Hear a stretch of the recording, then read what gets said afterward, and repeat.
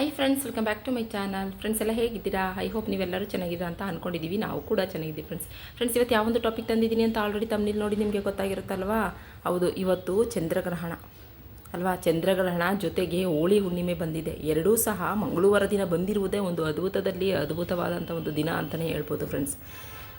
ಇವತ್ತೊಂದು ದಿನ ನೀವು ಸಾಯಂಕಾಲ ಅಂದರೆ ನೈಟು ಅಂದರೆ ಒಂದು 7 ಗಂಟೆ ಒಂದು 11 ಗಂಟೆ ಒಳಗಡೆ ಒಂದು 11 ಗಂಟೆ ಒಳಗಡೆ ನಿಮ್ಮ ಮನೆಯ ಮುಖ್ಯ ದ್ವಾರಕ್ಕೆ ಇದೊಂದು ಚಿಕ್ಕ ಗಂಟನ್ನು ಕಟ್ಟೋದ್ರಿಂದ, ಅಂದರೆ ನಾನು ತೋರಿಸ್ಕೊಡುವಂತಹ ನೋಡಿ, ನಾನು ಇಲ್ಲಿ ನಿಮಗೆ ಒಂದು ಗಂಟನ್ನ ತೋರಿಸ್ತಾ ಇದ್ದೀನಿ.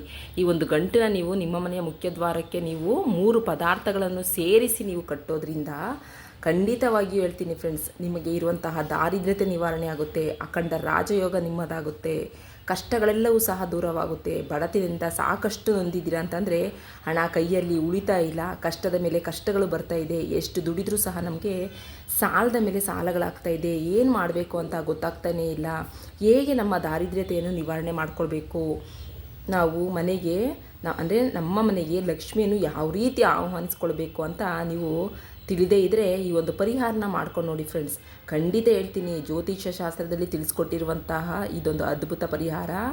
ಇದು ನಿಮ್ಮ ಮನೆಯ ಮುಖ್ಯ ದ್ವಾರಕ್ಕೆ ಈ ಒಂದು ಪರಿಹಾರವನ್ನು ಮಾಡ್ಕೊಳ್ಳೋದ್ರಿಂದ ನಿಮಗೆ ಅಷ್ಟು ಐಶ್ವರ್ಯನೇ ಪ್ರಾಪ್ತಿಯಾಗುತ್ತೆ ಅಂತಲೇ ಹೇಳ್ಬೋದು. ನೋಡಿ, ಎಂಥ ಒಳ್ಳೆ ಟಾಪಿಕ್ ಅಲ್ವಾ? ಇಂಥ ಒಳ್ಳೆ ಟಾಪಿಕ್ಕೋಸ್ಕರ ನೀವೇನಾದ್ರು ವೆಯ್ಟ್ ಮಾಡ್ತಾಯಿದ್ರೆ ಪ್ಲೀಸ್ ಒಂದು ಲೈಕ್ ಕೊಡೋದನ್ನ ಮರಿಬೇಡಿ. ಮತ್ತು ಇನ್ನು ಯಾರು ಹೊಸಬ್ರು ನಮ್ಮ ಚಾನಲ್ನ ಸಬ್ಸ್ಕ್ರೈಬ್ ಮಾಡ್ಕೊಂಡಿಲ್ಲ, ನಾವು ಹಾಗೆ ನೋಡ್ತಾ ಇದ್ದೀವಿ ಅಂದರೆ ದಯವಿಟ್ಟು ಸಬ್ಸ್ಕ್ರೈಬ್ ಮಾಡಿಕೊಂಡು ವೀಡಿಯೋನ ಎಲ್ಲೂ ಸ್ಕಿಪ್ ಮಾಡದೆ ಎಂಟು ತನಕ ನೋಡಿ ಫ್ರೆಂಡ್ಸ್. ಯಾಕೆಂದರೆ ನಾನು ಪ್ರತಿಯೊಂದು ವೀಡಿಯೋದಲ್ಲಿ ನಿಮಗೆ ತಿಳಿಸ್ತಾನೆ ಇರ್ತೀನಿ, ವೀಡಿಯೋನ ಸ್ಕಿಪ್ ಮಾಡದೆ ನೋಡಿ. ಯಾಕೆಂದರೆ ನೀವು ವಿಡಿಯೋನ ಸ್ಕಿಪ್ ಮಾಡ್ಕೊಂಡು ನೋಡ್ಕೊಂಡು ಹೋದರೆ ಮಧ್ಯ ತಿಳಿಸಿರುವಂತಹ ಕೆಲವೊಂದು ಮಾಹಿತಿಗಳು ನಿಮಗೆ ತಲುಪಲ್ಲ. ಹಾಗಾಗಿ ವಿಡಿಯೋಗಳನ್ನ ದಯವಿಟ್ಟು ಸ್ಕಿಪ್ ಮಾಡ್ದೇ ಎಂಡ್ ತನಕ ನೋಡಿ ಫ್ರೆಂಡ್ಸ್. ಮತ್ತೊಂದು ವಿಷಯ ಹೇಳೋಕ್ಕೆ ಇಷ್ಟಪಡ್ತೀನಿ, ಪ್ರತಿಯೊಂದು ವೀಡಿಯೋಸ್ಗಳಲ್ಲೂ ಸಹ ನಾನು ನಿಮಗೆ ತಿಳಿಸ್ತಾನೆ ಇದ್ದೀನಿ, ಯಾರು ಅತಿ ಹೆಚ್ಚಾಗಿ ನಮ್ಮ ಈ ಒಂದು ಚಾನಲ್ನ ಅತಿ ಹೆಚ್ಚಾಗಿ ವೀಕ್ಷಣೆ ಮಾಡ್ತಾರೋ ಅಂಥ ವಿಜೇತಶಾಲಿನ ನಾವು ತಿಂಗಳಿಗೊಂದು ಸಲ ಗುರುತಿಸಿ ಅವರಿಗೆ ಲಕ್ಕಿ ಡ್ರಾ ಮುಖಾಂತರವಾಗಿ ಅವರಿಗೆ 2 ಗ್ರಾಮ್ ಚಿನ್ನದ ನಾಣ್ಯ ಮತ್ತು ಒಂದು ಮೊಬೈಲ ಗಿಫ್ಟ ಕೊಡಬೇಕು ಅಂತ ಅಂದ್ಕೊಂಡಿದ್ವಿ. ಹಾಗಾದರೆ ಅಂಥ ಒಂದು ಅದೃಷ್ಟಶಾಲಿ ನೀವು ಆಗಿದ್ದರೆ ಅತಿ ಹೆಚ್ಚಾಗಿ ನಮ್ಮ ಒಂದು ಚಾನಲ್ನ ವೀಕ್ಷಣೆ ಮಾಡಿ ನಮಗೆ ಕಮೆಂಟ್ ಮೂಲಕ ಓಂ ಮಹಾಲಕ್ಷ್ಮಿ ನಮಃ ಎಂಬ ಬೀಜ ಮಂತ್ರನ ಕಮೆಂಟ್ ಮೂಲಕ ತಿಳಿಸಿ. ಓಕೆ ಫ್ರೆಂಡ್ಸ್, ಹಾಗಾದರೆ ನಾವು ಜಾಸ್ತಿ ವೆಯ್ಟ್ ಮಾಡೋದು ಬೇಡ. ನೋಡಿ, ನಾನು ಇಲ್ಲಿ ನಿಮಗೆ ಒಂದು ಗಂಟನ್ನ ತೋರಿಸ್ತಾ ಇದ್ದೀನಲ್ವ, ಈ ಒಂದು ಗಂಟಿನೊಳಗೆ ಏನಿದೆ, ಯಾವ ಪದಾರ್ಥಗಳನ್ನು ಸೇರಿಸಿ ನಾವು ಇವತ್ತೊಂದು ದಿನ ಅಂದರೆ ಆ ಚಂದ್ರಗ್ರಹಣ ಮುಗಿದ ನಂತರ ನೀವು ಈ ಒಂದು ಚಿಕ್ಕ ಗಂಟನ್ನು ರಾತ್ರಿ 11 ಗಂಟೆ ಒಳಗಡೆ ನೀವು ನಿಮ್ಮ ಮನೆಯ ಮುಖ್ಯ ದ್ವಾರಕ್ಕೆ ಕಟ್ಟೋದ್ರಿಂದ ನಿಮಗೆ ನಿಮ್ಮ ಕಷ್ಟಗಳೆಲ್ಲವೂ ಸಹ ನಿವಾರಣೆ ಆಗುತ್ತೆ, ಅಖಂಡ ರಾಜಯೋಗನೇ ನಿಮ್ಮದಾಗುತ್ತೆ ಅಂತ ಹೇಳ್ತೀನಿ ಫ್ರೆಂಡ್ಸ್. ಹಾಗಾದರೆ ನಾವು ಜಾಸ್ತಿ ವೆಯ್ಟ್ ಮಾಡೋದು ಬೇಡ, ಆದಷ್ಟು ಬೇಗ ಹೋಗಿ ಒಂದು ಚಿಕ್ಕದಾದಂಥ ವೀಡಿಯೋನ ನೋಡ್ಕೊಂಡು ಬರೋಣ ಬನ್ನಿ. ಹಾಂ ಫ್ರೆಂಡ್ಸ್, ನಮ್ಮ ಮನೆಯಲ್ಲಿ ದಾರಿದ್ರ್ಯತೆ ಇದೆ, ಕಷ್ಟ ಇದೆ, ಕೈಯಲ್ಲಿ ಹಣ ನಿಲ್ತಾ ಇಲ್ಲ, ಬರೀ ಸಾಲಗಳೇ ಆಗ್ತಾ ಇದೆ, ನೆಮ್ಮದಿ ಇಲ್ಲ, ಮನೆಯಲ್ಲಿ ಕುಟುಂಬದಲ್ಲಿ ಯಾವಾಗಲೂ ಕಿರಿಕಿರಿ ಆಗ್ತಾ ಇದೆ, ಏನು ಮಾಡಬೇಕು ಅಂತ ಗೊತ್ತಾಗ್ತಾ ಇಲ್ಲ ಅನ್ನೋರು ಒಂದಷ್ಟು ನಿಯಮಗಳನ್ನ ಅನುಸರಿಸಬೇಕು. ಮನೆಯ ಮುಖ್ಯ ದ್ವಾರ ಶುಭ್ರವಾಗಿರಬೇಕು, ಮಂಗಳಕರವಾಗಿರಬೇಕು. ಯಾವತ್ತೂ ಅಷ್ಟೇ ನಮ್ಮ ಹೆಣ್ಮಕ್ಳು ಮುಂಜಾನೆ ಎದ್ದು ಮನೆಯ ಅಂಗಳವನ್ನು ಶುಭ್ರವಾಗಿಟ್ಕೊಳ್ಬೇಕು. ದಾರಿದ್ರ್ಯತೆ ಅನ್ನೋದು ಇರೋದಿಲ್ಲ. ಅರಿಶಿಣವನ್ನು ಲೇಪನ ಮಾಡಿ ಹೊಸ್ತಿಲ ಪೂಜೆ ಮಾಡ್ಕೊಳ್ಬೇಕು. ಯಾಕೆ ಅಂತ ಅಂದರೆ ಆ ಹೊಸ್ತಿಲಿ ಏನಿದೆ, ಮನೆಯ ಮುಖ್ಯ ದ್ವಾರದಲ್ಲಿ ಲಕ್ಷ್ಮೀ ದೇವಿ ಆ ಹೊಸ್ತಿಲಲ್ಲಿ ನೆಲೆಸಿರುತ್ತಾಳಂತೆ. ಹಾಗಾಗಿ ಯಾವ ಮನೆಯಲ್ಲಿ ಮುಖ್ಯ ದ್ವಾರ ಅಲಂಕೃತವಾಗಿರುತ್ತೋ, ಶುಭ್ರವಾಗಿರುತ್ತೋ, ರಂಗೋಲಿ ಅರಿಶಿಣ ಕುಂಕುಮದಿಂದ ಕಂಗೊಳಿಸ್ತಾ ಇರುತ್ತೋ ಅಂತಹ ಮನೆಗೆ ಮಹಾಲಕ್ಷ್ಮಿ ಓಡಾಡ್ತಾ ಇರ್ತಾಳೆ ಅಂತಲೇ ಜ್ಯೋತಿಷ್ಯ ಶಾಸ್ತ್ರದಲ್ಲಿ ತಿಳಿಸ್ಕೊಟ್ಟಿದ್ದಾರೆ.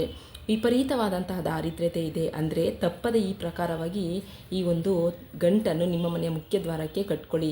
ಮನೆಯನ್ನು ಆದಷ್ಟು ಶುಭ್ರವಾಗಿಟ್ಕೊಳ್ಬೇಕು. ಮನೆಯನ್ನು ಯಾರು ಶುಭ್ರವಾಗಿಟ್ಕೊಳ್ತಾರೋ ಆ ಮನೆಯಲ್ಲಿ ಮಹಾಲಕ್ಷ್ಮಿ ಓಡಾಡುತ್ತಾಳೆ ಅಂತ ಹೇಳಲಾಗುತ್ತೆ. ಹಾಗಾಗಿ ಫ್ರೆಂಡ್ಸ್, ಮುಖ್ಯ ದ್ವಾರ ಅಂದರೆ ನಿಮ್ಮ ಮನೆಯ ಮುಖ್ಯ ದ್ವಾರ ಶುಭ್ರವಾಗಿಟ್ಕೊಳ್ಳಿ. ಸಾಯಂಕಾಲದ ಸಮಯದಲ್ಲಿ ಮುಖ್ಯ ದ್ವಾರದಲ್ಲಿ ಸಂಧ್ಯಾ ದೀಪವನ್ನು ಉರಿಸಿ, ಅಂದರೆ ಎರಡೂ ಕಡೆಯೂ ಸಹ ಹೊಸ್ತಿಲ ಬಳಿ ಎರಡೂ ಕಡೆಯೂ ಸಂಧ್ಯಾ ದೀಪವನ್ನು ಉರಿಸೋದ್ರಿಂದ ಮಹಾಲಕ್ಷ್ಮಿ ಮನೆಗೆ ಬಂದು ನೆಲೆಯೂರ್ತಾಳೆ. ಸಂಧ್ಯಾಕಾಲದಲ್ಲಿ ಮಹಾಲಕ್ಷ್ಮಿ ಸಂಚಾರವಿರುತ್ತೆ. ಹಾಗಾಗಿ ನಿತ್ಯ ಜೀವನದಲ್ಲಿ ಕೆಲವೊಂದು ನಿಯಮಗಳನ್ನು ಅನುಸರಿಸಬೇಕಾಗುತ್ತೆ. ಮನೆಯನ್ನು ಆದಷ್ಟು ಶುಭ್ರವಾಗಿಟ್ಕೊಳ್ಳೋದು ಹೆಣ್ಣು ಮಕ್ಕಳ ಕರ್ತವ್ಯವಾಗಿರುತ್ತದೆ. ಹಾಗಾಗಿ ಶುಭ್ರವಾಗಿಟ್ಕೊಂಡು ಫ್ರೆಂಡ್ಸ್, ಹಾಗಾಗಿ ಆದಷ್ಟು ಮನೆಯನ್ನು ಶುಭ್ರವಾಗಿಟ್ಕೊಂಡ್ರೆ ಮಹಾಲಕ್ಷ್ಮಿ ಮನೆಗೆ ಬಂದು ನೆಲೆಯಿರ್ತಾಳೆ. ಇಲ್ಲ ಅಂತಂದರೆ ದಾರಿದ್ರ್ಯ ದೇವತೆ ಒಮ್ಮೆ ಮನೆಗೆ ಬಂದು ಕೂತ್ರೆ ಬರೀ ಕಷ್ಟಗಳೇ ಬರ್ತವೆ. ಮನೆಯಲ್ಲಿ ನೆಮ್ಮದಿ ಇರೋದಿಲ್ಲ. ಮನೆಯಲ್ಲಿ ಯಾವಾಗಲೂ ಸಮಸ್ಯೆಗಳು, ಅಪಘಾತಗಳು ಬರ್ತವೆ. ಸಾವು, ನೋವು, ಕಷ್ಟ, ಯಾಕಪ್ಪ ಈ ರೀತಿ ಸಮಸ್ಯೆಗಳು ಜೀವನದಲ್ಲಿ ಕಷ್ಟಗಳಿಗೆ ಗುರಿಯಾಗುತ್ತೆ. ಹಾಗಾಗಿ ಯಾವುದೇ ಕಾರಣಕ್ಕೂ ಸಹ ಈ ರೀತಿ ತಪ್ಪುಗಳನ್ನು ಮಾಡಬೇಡಿ. ಮನೆಯ ಮೂಲೆಯಲ್ಲೂ ಸಹ ನೀವು ಕಸನ ಗುಡಿಸ್ಕೋಬೇಕಾಗುತ್ತೆ. ನಿತ್ಯ ಮನೆಯನ್ನು ಶುಭ್ರವಾಗಿಟ್ಕೊಡಿ. ಅಡುಗೆ ಮನೆಯನ್ನು ಆದಷ್ಟು ಶುಭ್ರವಾಗಿಟ್ಕೊಡಿ. ಆಹಾರ ಪದಾರ್ಥಗಳನ್ನು ಶುಭ್ರವಾಗಿಟ್ಕೊಡಿ. ಬೀರುವನ್ನು ಶುಭ್ರವಾಗಿಟ್ಕೊಳ್ಳಿ. ಬೀರಿನಲ್ಲಿ ನೀಟಾಗಿ ಬಟ್ಟೆಗಳನ್ನು ಜೋಡಿಸಿ ಇಟ್ಕೊಳ್ಳಿ. ಬೀರಿನಲ್ಲಿ ಬಟ್ಟೆಗಳನ್ನ ಜೋಡಿಸಿ ನೀವು ಇಟ್ಕೊಳ್ಳೋದ್ರಿಂದ ಮಾತ್ರ ಮಾತೆ ಮಹಾಲಕ್ಷ್ಮಿ ನಿಮ್ಮ ಮನೆಯಲ್ಲಿ ನೆಲೆಯೂರ್ತಾರೆ ಅಂತ ಹೇಳ್ಬೋದು. ಬೀರುವಿನಲ್ಲಿ ಮೈಲಿಗೆ ಬಟ್ಟೆ ಆಗಿರ್ಬೋದು, ವಾಸನೆ ಬರುವಂತಹ ಬಟ್ಟೆಗಳನ್ನು, ಹಾಗೆ ಉಟ್ಟು ತೊಟ್ಟಿರುವಂತಹ ಬಟ್ಟೆಗಳನ್ನು ಬೀರಿನಲ್ಲಿ ಇಡೋಕ್ಕೆ ಹೋಗಬೇಡಿ. ಯಾಕೆ ಅಂತಂದರೆ ಹಣ ಇಡುವಂತಹ ಜಾಗ ಅಂದರೆ ಬೀರು ಯಾವಾಗಲೂ ಶುಭ್ರವಾಗಿರಬೇಕು. ಹಣ ಇಡುವಂತಹ ಜಾಗ ಸುಗಂಧ ದ್ರವ್ಯದಿಂದ ನೀವು ಸುಗಂಧ ದ್ರವ್ಯವನ್ನು ಬೀರಿನೊಳಗಡೆ ಹಾಕಿ ನೀವು ಇಟ್ಕೊಳ್ಬೇಕಾಗುತ್ತೆ. ಹಾಗಾಗಿ ಬೀರಿನಲ್ಲಿ ಈ ಸುಗಂಧ ದ್ರವ್ಯವನ್ನು ಹಾಕಿ ನೀವು ಇಟ್ಕೊಳ್ಳೋದ್ರಿಂದ ಮಾತೆ ಮಹಾಲಕ್ಷ್ಮಿ ಅಲ್ಲಿ ಅಟ್ರಾಕ್ಷನ್ ಆಗ್ತಾರೆ ಅಂತಲೇ ಹೇಳ್ಬೋದು. ಹಣ ಇಡುವಂಥ ಜಾಗದಲ್ಲಿ ಸುಗಂಧ ದ್ರವ್ಯವನ್ನು ಹಾಕಿಟ್ಕೊಳ್ಳಿ. ಮತ್ತು ಆ ಬೀರುವಿನಲ್ಲಿ ಖಾಲಿ ಇರುವಂತಹ ಪರ್ಸ್ಗಳನ್ನು ಅಲ್ಲಿ ಇಡೋಕ್ಕೆ ಹೋಗಬೇಡಿ. ಯಾಕೆ ಅಂತಂದರೆ ಬೀರು ಯಾವಾಗಲೂ ತುಂಬಿರಬೇಕು. ಬೀರು ಯಾವಾಗಲೂ ಖಾಲಿಯಾಗಿದ್ದರೆ ಅಲ್ಲಿ ಹಣವೂ ಸಹ ಖಾಲಿಯಾಗುತ್ತೆ ಅಂತ ಜ್ಯೋತಿಷ್ಯ ಶಾಸ್ತ್ರದಲ್ಲಿ ನಮಗೆ ತಿಳಿಸ್ಕೊಟ್ಟಿದ್ದಾರೆ. ಹಾಗೆ ಹಣವನ್ನು ಆಕರ್ಷಣೆ ಮಾಡಿಕೊಳ್ಳಲು ಕೆಲವು ತಂತ್ರಗಳನ್ನು ನಾನು ನಿಮಗೆ ತಿಳಿಸ್ಕೊಡ್ತೀನಿ ಫ್ರೆಂಡ್ಸ್. ನೋಡಿ, ನಾನಿಲ್ಲಿ ನಿಮಗೆ ಈ ಒಂದು ಗಂಟನ್ನು ತೋರಿಸ್ತಾ ಇದ್ದೀನಿ. ಈ ಗಂಟು ಜೊತೆಗೆ ಈ ಗಂಟಿನ ಒಳಗೆ ಯಾವ ಪದಾರ್ಥಗಳಿದೆ, ಅವನು ಎಷ್ಟೆಷ್ಟು ಪದಾರ್ಥಗಳನ್ನು ಹಾಕಬೇಕು ಅಂತ ನಾನು ನಿಮಗೆ ತಿಳಿಸ್ಕೊಡ್ತೀನಿ. ಫ್ರೆಂಡ್ಸ್ ನೋಡಿ, ನಾನಿಲ್ಲಿ ನಿಮಗೆ ₹1 ಕಾಯಿನನ್ನು ನಾನು ನಿಮಗೆ ತೋರಿಸ್ತಾ ಇದ್ದೀನಿ. ಈ ₹1 ಕಾಯಿನು ಸಹ ಆ ಒಂದು ಕೆಂಪು ಬಣ್ಣದ ಬಟ್ಟೆಯ ಒಳಗಡೆ ಅಂದರೆ ಆ ಒಂದು ಗಂಟಿನ ಒಳಗೆ ಹಾಕಬೇಕಾಗುತ್ತೆ. ಅಂದರೆ ₹1 ಕಾಯಿನ ಅದರೊಳಗಡೆ ನಾವು ಏನಕ್ಕೆ ಹಾಕಬೇಕು ಅಂತಂದರೆ ಇದು ಹಣವನ್ನು ವೃದ್ಧಿಸಲಿ ಅನ್ನೋದಕ್ಕೋಸ್ಕರ ನಾವು ಇಲ್ಲಿ ₹1 ಕಾಯಿನನ್ನು ನಾವಿಲ್ಲಿ ತೆಗೆದುಕೊಳ್ಳೋಣ. ಅದೇ ರೀತಿ ಮನೆಯ ಮುಖ್ಯದ್ವಾರದಲ್ಲಿ ಏನು ಮಾಡಬೇಕು, ಮನೆಯ ಮುಖ್ಯದ್ವಾರದಲ್ಲಿ ಲಕ್ಷ್ಮಿ ಆಕರ್ಷಣೆ ಮಾಡಬೇಕು ಅಂತಂದರೆ ಮನೆಯಲ್ಲಿ ಏನು ಮಾಡ್ಕೋಬೇಕು ಅಂತಂದರೆ, ಇವತ್ತು ಹೋಳಿ ಹಬ್ಬ ಇದೆ. ಈ ಹೋಳಿ ಹಬ್ಬ ಅನ್ನೋದು ತುಂಬಾ ಶುಭದಾಯಕವಾದಂತಹ ದಿನ ಅಲ್ವಾ. ಇವತ್ತೊಂದು ದಿನ ಲಕ್ಷ್ಮಿ ಆ ದಿನ ಸಂಚಾರ ಮಾಡ್ತಾನೆ ಇರ್ತಾಳೆ. ಆ ದಿನ ಲಕ್ಷ್ಮಿಗೆ ಸೀಮಿತವಾದಂತಹ ದಿನ ಅಂದರೆ ಇವತ್ತೊಂದು ದಿನ ಲಕ್ಷ್ಮಿಗೆ ಸೀಮಿತವಾದಂಥ ಒಂದು ದಿನ. ಈ ದಿನ ನಾವು ಲಕ್ಷ್ಮಿನ ಆರಾಧನೆ ಮಾಡ್ತೀವಿ. ಈ ದಿನ ಅಮ್ಮನವರಿಗೆ ನಾವು ತುಪ್ಪದ ದೀಪಾರಾಧನೆ ಮಾಡ್ತೀವಿ. ತುಪ್ಪದ ದೀಪಾರಾಧನೆ ಮಾಡಿದರೆ ಆ ತಾಯಿ ಆಕರ್ಷಿತಳಾಗಿ ಆದಷ್ಟು ಬೇಗ ಬಂದು ನಿಮ್ಮ ಮನೆಗೆ ನೆಲೆಯೂರ್ತಾಳೆ. ಜೊತೆಗೆ ನೀವು ಬೇಡಿದಂತಹ ವರಗಳನ್ನು ನಿಮಗೆ ಕರುಣಿಸ್ತಾಳೆ ಅಂತೇಳಿ ನಮಗೆ ಜ್ಯೋತಿಷ್ಯ ಶಾಸ್ತ್ರದಲ್ಲಿ ತಿಳಿಸ್ಕೊಟ್ಟಿದ್ದಾರೆ. ಹಾಗಾಗಿ ನಾನು ತಿಳಿಸ್ಕೊಟ್ಟಿರುವಂಥ ಈ ತಂತ್ರನ ನೀವು ಒಂದು ಸಲ ನಂಬಿಕೆ ಇಟ್ಟು ಮಾಡ್ಕೊಳ್ಳಿ ಫ್ರೆಂಡ್ಸ್. ಖಂಡಿತ ಹೇಳ್ತೀನಿ ಫ್ರೆಂಡ್ಸ್, ಅದ್ಭುತದಲ್ಲಿ ಅದ್ಭುತವಾದಂಥ ಒಂದು ಫಲಿತಾಂಶನ ನೀವೇ ನೋಡ್ತೀರಾ ಅಂತಲೇ ಹೇಳ್ಬೋದು. ಫ್ರೆಂಡ್ಸ್, ಮನೆ ನೋಡಿ, ನಾನಿಲ್ಲಿ ಕೆಲವೊಂದು ಪದಾರ್ಥಗಳನ್ನ ನಿಮಗೆ ತೋರಿಸ್ತಾ ಇದ್ದೀನಿ. ಅದರಲ್ಲಿ ಯಾವ ಪದಾರ್ಥಗಳನ್ನು ಎಷ್ಟೆಷ್ಟು ಪ್ರಮಾಣದಲ್ಲಿ ಹಾಕ್ಕೋಬೇಕು ಅಂತ ನಾನು ನಿಮಗೆ ವಿಡಿಯೋದಲ್ಲಿ ತಿಳಿಸ್ಕೊಡ್ತೀನಿ ಫ್ರೆಂಡ್ಸ್. ನೋಡಿ, ನಾನಿಲ್ಲಿ ನಿಮಗೆ ₹1 ತೊಗೊಂಡಿದ್ದೀನಲ್ವ, ಈ ₹1 ಸಹ ನೀವು ಆ ಒಂದು ಗಂಟಿಗೆ ಹಾಕ್ಕೋಬೇಕಾಗುತ್ತೆ. ಅಂದರೆ ನೋಡಿ, ನಿಮ್ಮ ಮನೆಯ ಮುಖ್ಯದ್ವಾರಕ್ಕೆ ಸ್ವಸ್ತಿಕ್ ಚಿಹ್ನೆಯನ್ನು ಬರ್ಕೊಳ್ಳಿ.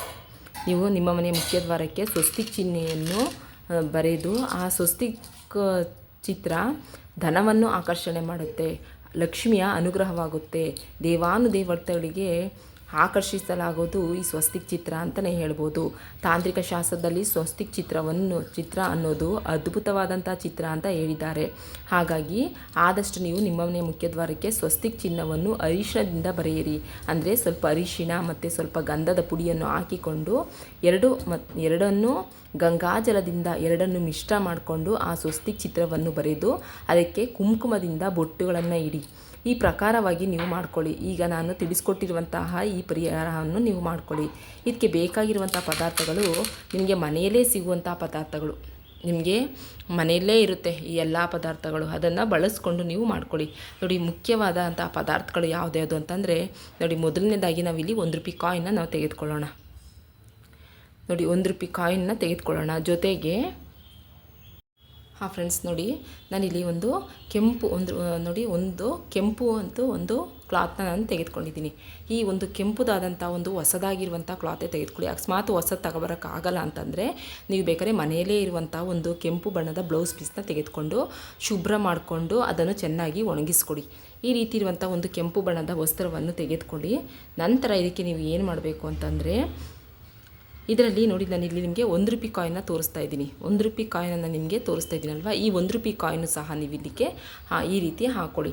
ಹಾಕ್ಕೊಂಡು ನಂತರ ನೀವು ಇದಕ್ಕೆ ಸ್ವಲ್ಪ ನೋಡಿ ನಾನಿಲ್ಲಿ ನಿಮಗೆ ಇಲ್ಲಿ ಅರಿಶಿಣದ ಕೊಂಬು ನೋಡಿ, ಅರಿಶಿಣದ ಕೊಂಬನ್ನ ತೋರಿಸ್ತಾ ಇದ್ದೀನಿ. ಈ ಅರಿಶಿಣದ ಕೊಂಬಲ್ಲಿ ನೀವು 1 ಅರಿಶಿಣದ ಕೊಂಬನ್ನು ನೀವು ಇದಕ್ಕೆ ಹಾಕ್ಕೊಳ್ಳಿ.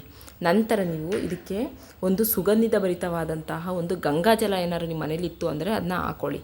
ಅದನ್ನ ಹಾಕ್ಕೊಂಡು ಇದಕ್ಕೆ ನೀವು ನೋಡಿ ನಾನಿಲ್ಲಿ ನಿಮಗೆ ಬಟ್ಲಡಿಕೆನ ತೋರಿಸ್ತಾ ಇದ್ದೀನಿ. ನೋಡಿ ನಾನಿಲ್ಲಿ ನಿಮಗೆ ಬಟ್ಲಡಿಕೆನ ತೋರಿಸ್ತೀನಿ. ಈ ಬಟ್ಲಡಿಕೆನ ನೀವು 1 ಬಟ್ಲಡಿಕೆನ ನೀವು ಇದಕ್ಕೆ ಹಾಕೋಬೇಕಾಗುತ್ತೆ. ಬಟ್ಲಡಿಕೆ ಮಾತೆ ಮಹಾಲಕ್ಷ್ಮಿನ ಅಟ್ರಾಕ್ಷನ್ ಮಾಡ್ಕೊಳ್ಳೋಕ್ಕೆ ಮತ್ತು 1 ರೂಪಾಯಿ ಕಾಯಿನು ಹಣವನ್ನು ವೃದ್ಧಿಸೋಕ್ಕೆ.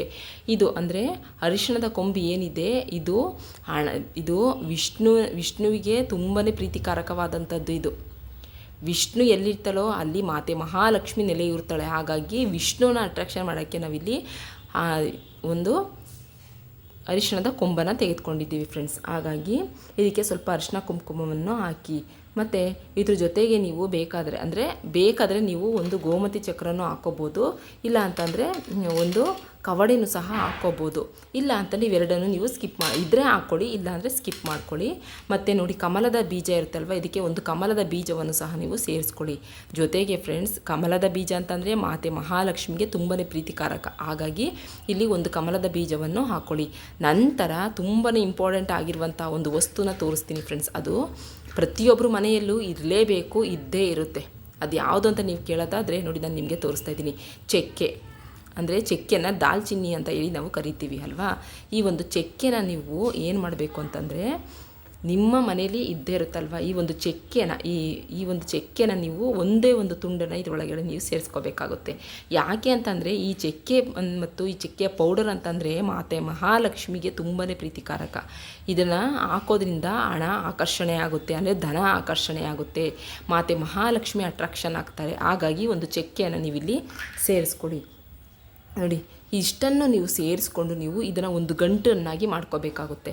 ಇದು ಒಂದು ಗಂಟನ್ನಾಗಿ ಮಾಡಿಕೊಂಡು ಲಕ್ಷ್ಮೀ ಫೋಟೋದ ಮುಂದೆನೇ ಇಟ್ಟು ಈ ಗಂಟಿಗೆ ಸ್ವಲ್ಪ ಅರಿಶಿನ ಕುಂಕುಮ ಹೂವು ಧೂಪ ದೀಪಗಳನ್ನು ಸಹ ನೀವು ತೋರಿಸ್ಕೊಂಡು ನಂತರ ಇದನ್ನು ನೀವೇನು ಮಾಡಬೇಕು ಅಂತಂದರೆ, ಇದನ್ನ ಗಂಟನ್ನ ಕೈಯಲ್ಲಿ ಇಟ್ಕೊಂಡು ಈ ಪರಿಹಾರವನ್ನು ನಾನು ನನ್ನ ಹಣಕಾಸಿನ ವೃದ್ಧಿಗಾಗಿ ಮಾಡ್ಕೋತಾ ಇದ್ದೀನಿ ತಾಯಿ, ನಮ್ಮ ಮನೆಯಲ್ಲಿ ಶಾಶ್ವತವಾಗಿ ನೆಲೆಯೂರಿ ಅಂತ ಭಕ್ತಿ ಭಾವದಿಂದ ಮಾಡ್ಕೊಳ್ಳಿ. ನಂತರ ಸಂಜೆ ನೀವು ಅಂದರೆ ಸಾಯಂಕಾಲ ಚಂದ್ರಗ್ರಹಣ ಎಲ್ಲ ಮುಗೀತಲ್ವಾ, ಚಂದ್ರಗ್ರಹಣ ಎಲ್ಲ ಮುಗಿದ ನಂತರ ನೀವು ಸ್ನಾನ ಪೂಜೆ ಪುರಸ್ಕಾರಗಳನ್ನ ಮಾಡ್ತೀರಲ್ವಾ, ಮಾಡಿ ನೀವು ಆ ಸಮಯದಲ್ಲಿ ನೀವು ಮಾಡಿದಾಗ ಈ ಒಂದು ತಂತ್ರನ ಅಂದರೆ ಈ ಒಂದು ತಂತ್ರದ ಪರಿಹಾರನ ನೀವು ಮಾಡ್ಕೊಳ್ಳಿ. ಇದನ್ನು ರಾತ್ರಿ ಅಂದರೆ ಎಲ್ಲರೂ ಮಲಗುವಂತಹ ಸಮಯದಲ್ಲಿ 11 ಗಂಟೆ ಒಳಗಡೆ ಸಮಯದಲ್ಲಿ ನೀವು ಮಾಡ್ಕೋಬೇಕಾಗುತ್ತೆ. ಪೂಜೆ ಪುರಸ್ಕಾರ ಎಲ್ಲವನ್ನು ಮಾಡಿಕೊಂಡು ಧೂಪ ದೀಪಗಳನ್ನು ತೋರಿಸ್ಕೊಂಡು ನಿಮ್ಮ ಮನೆಯ ಮುಖ್ಯ ದ್ವಾರಕ್ಕೆ ಇದನ್ನ ಕಟ್ಟಿಬಿಡಿ.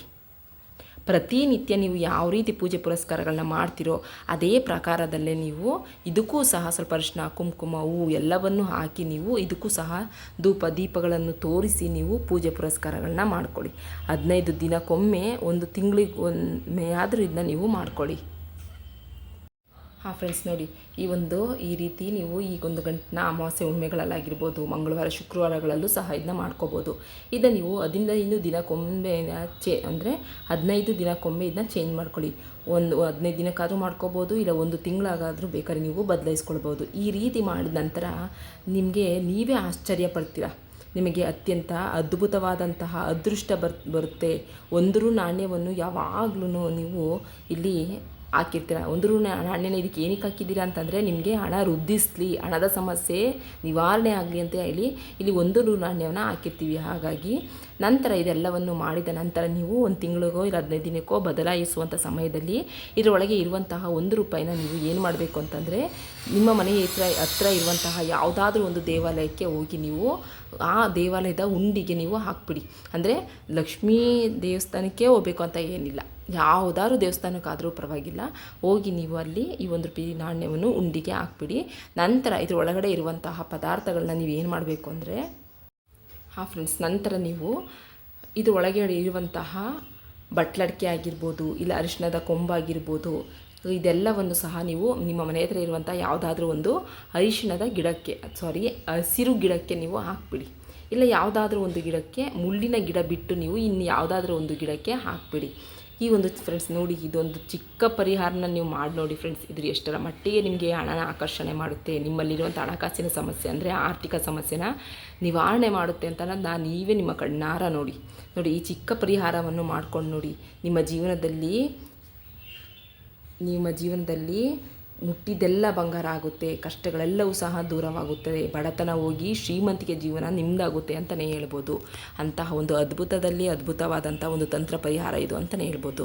ಖಂಡಿತ ಹೇಳ್ತೀನಿ ಫ್ರೆಂಡ್ಸ್, ನಾನು ಇದನ್ನ ಒಂದು ಸಲ ಮಾಡಿ ನನಗೆ ಒಂದು ಒಳ್ಳೆಯ ರಿಸಲ್ಟ್ ಸಿಕ್ಕಿದೆ. ನೀವು ಸಹ ಇವತ್ತೊಂದು ದಿನ ಹುಣ್ಣಿಮೆ, ಅದರಲ್ಲೂ ಹೋಳಿ ಹುಣ್ಣಿಮೆ ದಿನ ಇದನ್ನು ಮಾಡಿ ನೋಡಿ. ರಾತ್ರಿ 11 ಗಂಟೆಯ ಒಳಗಡೆ ಈ ಒಂದು ಕೆಲಸನ ನೀವು ಇದೊಂದು ಚಿಕ್ಕ ತಂತ್ರ ಪರಿಹಾರನ ಮಾಡ್ಕೊಳ್ಳಿ. ಖಂಡಿತ ಹೇಳ್ತೀನಿ, ನಿಮ್ಮಲ್ಲಿರುವಂತಹ ಹಣಕಾಸಿನ ಸಮಸ್ಯೆ, ಸಾಲದ ಸಮಸ್ಯೆ ಆಗಿರ್ಬೋದು, ಇನ್ನು ಹಲವಾರು ಸಮಸ್ಯೆಗಳು ಪ್ರತಿನಿತ್ಯದ ಜೀವನದಲ್ಲಿ ಕಾಡ್ತಾನೆ ಇರುತ್ತೆ. ಒಂದಲ್ಲ ಒಂದು ರೀತಿಯಾದ ಸಮಸ್ಯೆಗಳು ಇದ್ದೇ ಇರುತ್ತೆ. ಯಾವ ಸಮಸ್ಯೆನೂ ಇಲ್ಲವೇ ಇಲ್ಲ ಅನ್ನುವಂಥ ಮನುಷ್ಯರು ಯಾರೂ ಇಲ್ಲ ಅಲ್ವಾ. ಯಾವುದಾದ್ರೂ ಒಂದು ಸಮಸ್ಯೆ ಅನ್ನೋದು ಇದ್ದೇ ಇರುತ್ತೆ. ಇಂತಹ ಎಲ್ಲ ಸಮಸ್ಯೆಗಳನ್ನು ಇವತ್ತು ನಾನು ತೋರಿಸ್ತಾ ಇರುವಂತಹ ಇದೊಂದು ಗಂಟಿನಿಂದ ನೀವು ಸಂಪೂರ್ಣವಾಗಿ ಬಗೆಹರಿಸ್ಕೋಬೋದು ಅಂತಲೇ ಹೇಳ್ಬೋದು. ನೋಡಿದ್ರಲ್ಲ ಫ್ರೆಂಡ್ಸ್, ಪ್ರತಿಯೊಬ್ಬರೂ ಸಹ ಈ ಒಂದು ಗಂಟನ್ನು ನಿಮ್ಮ ಮನೆಯ ಮುಖ್ಯದ್ವಾರಕ್ಕೆ ಮಾಡಿಕೊಂಡು ಕಟ್ಕೊಳ್ಳಿ. ಒಂದು ಒಳ್ಳೆಯ ಜೀವನವೇ ನಿಮ್ಮದಾಗಲಿ ಅಂತ ಹೇಳ್ತಾ ನಮ್ಮ ಈ ಒಂದು ಬ್ಲಾಗ್ನ ನಾನು ಇಲ್ಲಿಗೆ ಎಂಡ್ ಮಾಡ್ತಾಯಿದ್ದೀನಿ. ಮತ್ತೊಂದು ಇದೇ ರೀತಿ ಇರುವಂಥ ನಿಮ್ಮೆಲ್ಲರಿಗೂ ಯೂಸ್ ಆಗುವಂಥ ಒಂದು ಒಳ್ಳೆಯ ಟಿಪ್ಸ್ನೊಂದಿಗೆ ನಾನು ಮತ್ತೆ ಬರ್ತೀನಿ. ಅಲ್ಲಿ ತನಕ ಬಾಯ್, ಟೇಕ್ ಕೇರ್ ಫ್ರೆಂಡ್ಸ್.